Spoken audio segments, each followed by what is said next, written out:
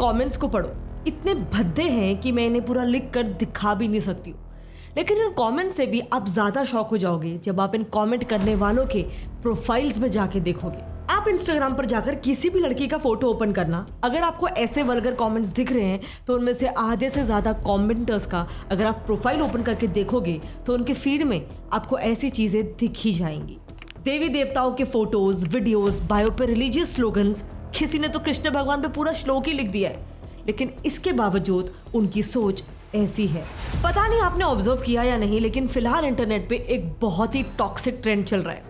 Of course सबकी सोच ऐसी नहीं होती है, लेकिन कुछ लड़के हैं जो अपने आप को बहुत ही रिलीजियस बताते हैं, लेकिन शायद इसी वजह से वो अपना हक समझते हैं कि वो किसी भी लड़की के बारे में ऐसी वाहियात और एक्सट्रीमली वल्गर बातें कर सकते हैं। अब चलो, अगर आप बोलोगे कि अपूर्वा का तो केस ही अलग है, उसे खुद ऐसी बातें करने में प्रॉब्लम नहीं है, तो हम कमेंट क्यों नहीं कर सकते? But then how do you justify this? 17 सितंबर 2020 को एक एक्ट्रेस नुसरत जहान ने दुर्गा माँ की तरह ड्रेसअप होकर अपने इंस्टाग्राम पे पिक्स रिलीज की और उनके इस पोस्ट के नीचे अब जाकर कमेंट्स देखो। अगेन इन कमेंट्स करने वालों का प्रोफाइल देखो। रांची की एक मॉडल सना फहीम को तो सिर्फ अपने मेल हिंदू फ्रेंड को विश करने के लिए थ्रेड्स आने लग गए थे। अपने एक दोस्त को बर्थडे विश करना एंड वो फोटो उठा के उसको गंदे गंदे चीजों में कन्वर्ट करके उसको वायरल किया जा रहा है। मुझे थ्रेट आ रहे हैं, body shaming, they are calling me prostitute.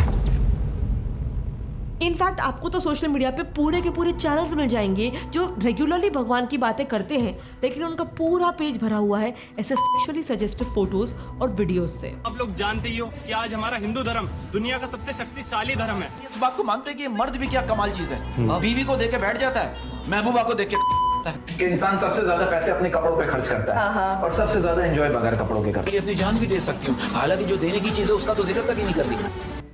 इसीलिए अब मेरा सवाल है, क्या जब आप भगवान की बातें करते हो, चाहे आप किसी भी धर्म को पूछते हो, जब आप भगवान की बातें करते हो, क्या आपका औरतों के बारे में ऐसी सोच रखना जायज़ है?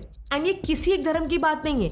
मेरा ये वीडियो ये बताने के लिए नहीं है कि कोई एक धर्म के लड़के ऐसा कर रहे हैं, बट मैं ये चीज़ काफ़ी समय से नोटिस कर रही हूँ कि लड़कियों के फोटोज़ और स्पेशली लड़कियों की ओपिनियनेटेड वीडियोज़ पर जहाँ लड़कियाँ किसी एक मुद्दे पर अपनी राय दे रही है एंड अगर उस ओपिनियन से कोई सहमत नहीं है, तब मुझे समझ नहीं आता कि कई लड़कों को ऐसा क्यों लगता है कि उन वीडियोज़ के नीचे ऐसे कॉमेंट्स कर सकते हैं। आप सोचो, ये लिटरली वर्चुअल है।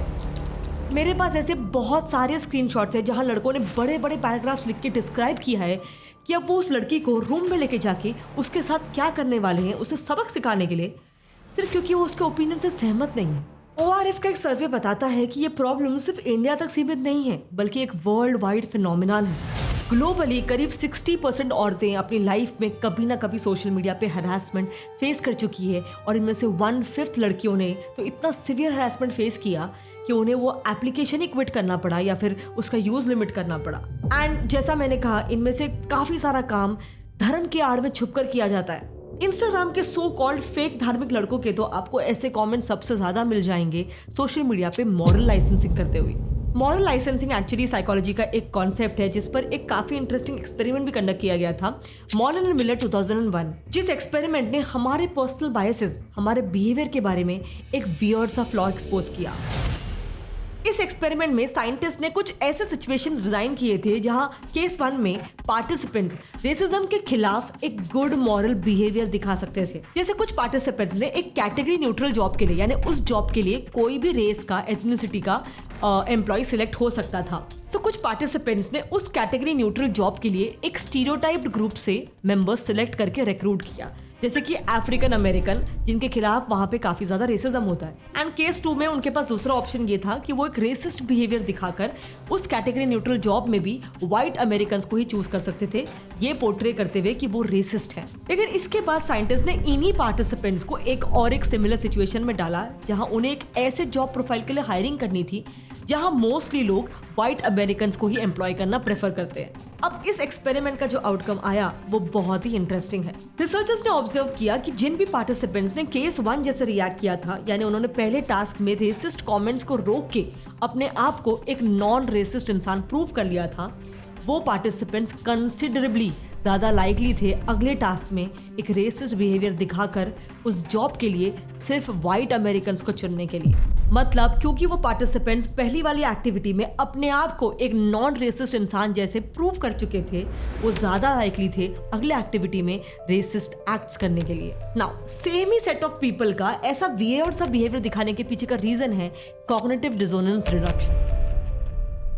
बट उस पर डिटेल में जाने से पहले आपने ऑब्जर्व किया रहेगा कि सोशल मीडिया पे लड़कियों के वेट को लेकर भी काफी ज्यादा मजाक उड़ाया जाता है। नाउ इसमें मेरा एक स्ट्रॉन्ग ओपिनियन है that it does not matter what is your body size, what matters is कि आप अंदर से कितना हेल्दी फील करते हो, स्पेशली कि आपका गट, कि आपका मेटाबॉलिज्म हेल्दी है। क्योंकि अगर आपका मेटाबॉलिज्म फास्ट नहीं है तो नेचुरली ही आपका बॉडी ज्यादा फैट्स रिटेन करेगा एंड आपको क्रेविंग ज्यादा होगी। अब इस चीज को कंट्रोल करने के लिए यूजुअली आपने सुना होगा कि लोग एप्पल साइडर विनेगर कंज्यूम करते हैं। मैंने खुद इसे ट्राई किया है, मुझे तो उसका टेस्ट काफी ज्यादा स्ट्रॉन्ग लगा, लेकिन इसमें एक बड़ी प्रॉब्लम भी है। मार्केट में मिलने वाले रेगुलर एप्पल साइडर विनेगर्स में काफी आर्टिफिशियल कलर्स एडेड होते हैं जो कई बार कोल टार से डिराइव्ड होते हैं। बट इसी का एक काफी अच्छा ऑल्टरनेटिव हो सकता है ओजीवाज एसीवी मोरिंगा।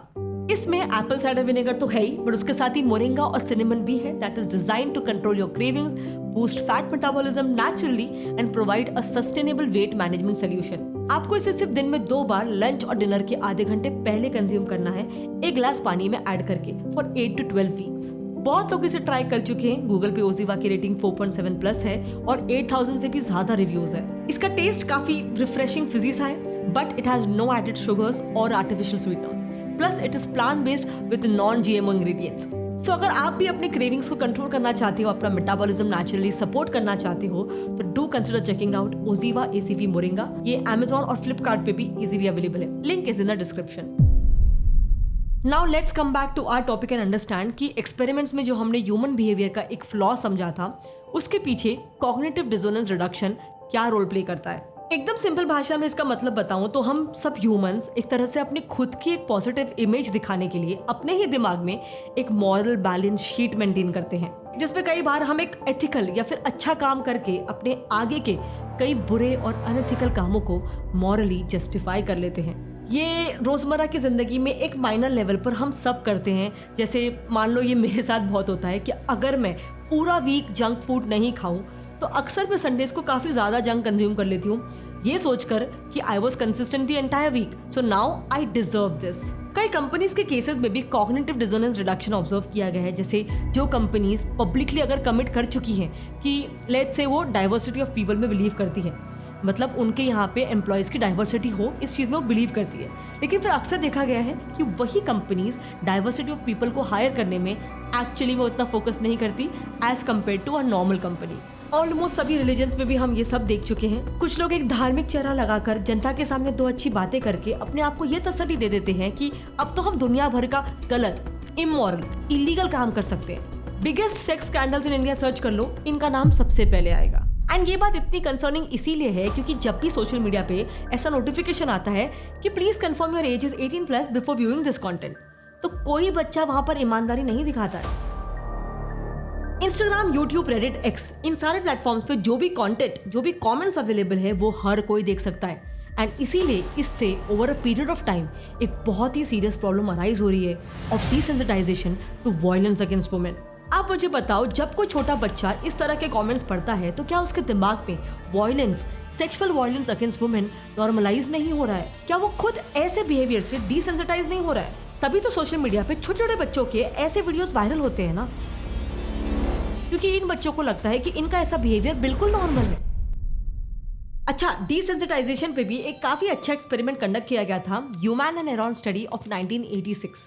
ये एक्सपेरिमेंट रिसर्चर्स ने 1960s में स्टार्ट किया था 8 साल के बच्चों के साथ, उनके टीवी के देखने के पैटर्न्स और उनके एग्रेशन लेवल्स को ट्रैक करके। ये पैटर्न रिसर्चर्स ने 8 साल से लेकर 22 सालों तक ट्रैक किया एंड फाइनली जब ये एक्सपेरिमेंट कंक्लूड किया गया तब इन्फ्रेंस ये निकला कि जो बच्चे ज़्यादा एग्रेसिव और वायलेंट कंटेंट देखते थे ना, उनका अपने टीन एज या फिर एडल्ट लाइफ में एक क्रिमिनल माइंडसेट होने के चांसेस हाई हो गए थे।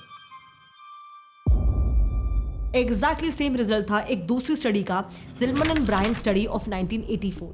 इस स्टडी में रिसर्च ये निकला कि जो लोग ज्यादा पोर्नोग्राफिक कंटेंट कंज्यूम करते थे वो over a period of time rape victims के प्रति कम एम्पैथेटिक हो गए थे as compare to normal people. क्यों? क्योंकि जब एक इंसान कॉन्स्टेंटली ऐसा कंटेंट कंज्यूम करता है या फिर सोशल मीडिया पे ऐसे कमेंट्स देखता है तो over a period of time उसका ब्रेन इस एक्टिविटी से डिसेंसिटाइज हो जाता है उसे ये लगने लग जाता है कि ये तो सब करते हैं, इसमें कोई बुराई नहीं है।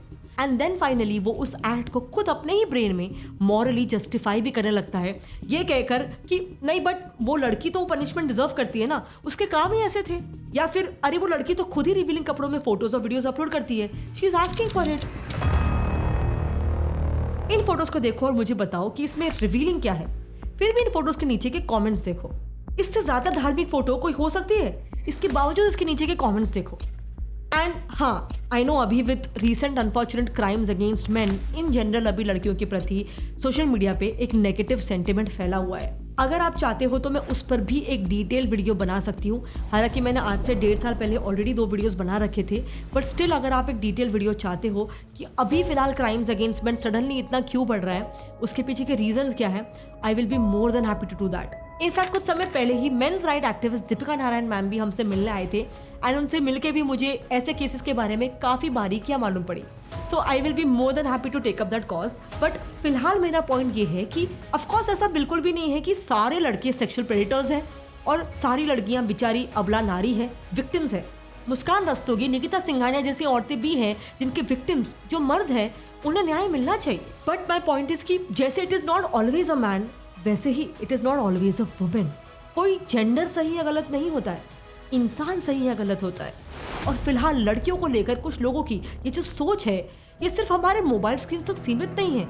ये बीमारी धीरे धीरे हमारे समाज की वास्तविकता बनते जा रही है। आप बताओ, जो इंसान सोशल मीडिया पे इस तरह के भद्दे कमेंट्स करने के काबिल है, क्या वही इंसान रियल लाइफ में लड़कियों पे कोई सीरियस क्राइम करने के काबिल नहीं है? जिस इंसान की मानसिकता इतनी विकृत हो सकती है, क्या उसके आसपास लड़कियां सुरक्षित है? लड़कियां छोड़ो, क्या उसके आसपास कोई बच्चा, कोई इंसान भी सुरक्षित है? जो इस कमेंट में लिखा है, निर्भया के साथ एग्जैक्टली यही तो हुआ था। इसीलिए मेरे हिसाब से हमें ये सोच बदलनी होगी और ये किसी एक इंसान का काम नहीं है, ये हम सबको मिलकर करना होगा। इंस्टाग्राम के इन सेक्सुअल प्रेडेटर्स को सबसे ज्यादा हौसला क्या चीज देती है जानते हो? हमारी साइलेंस। जब तक हम शांत रहेंगे ये अपना अगला शिकार ढूंढना नहीं छोड़ेंगे। इसीलिए हम सबको ऐसी सोच के खिलाफ आवाज उठाना होगा। ऑनलाइन या ऑफलाइन अगर हम किसी भी इंसान को इस तरह की बातें करते हुए देखते हैं, लड़कियों के खिलाफ या फिर किसी भी इंसान के खिलाफ, हमें उसे तुरंत कॉल आउट करना होगा, उसे रिपोर्ट करना होगा और उसके इस काम को एक अपराध की तरह देखना होगा। तभी हम ना सिर्फ लड़कियों के लिए बल्कि हमारे लड़कों के लिए भी एक सेफ सोशल एनवायरनमेंट क्रिएट कर पाएंगे। क्योंकि याद रखना, एक जुर्म के सामने शांत रहना भी खुद उस जुर्म में भाग लेने के बराबर है। जय हिंद।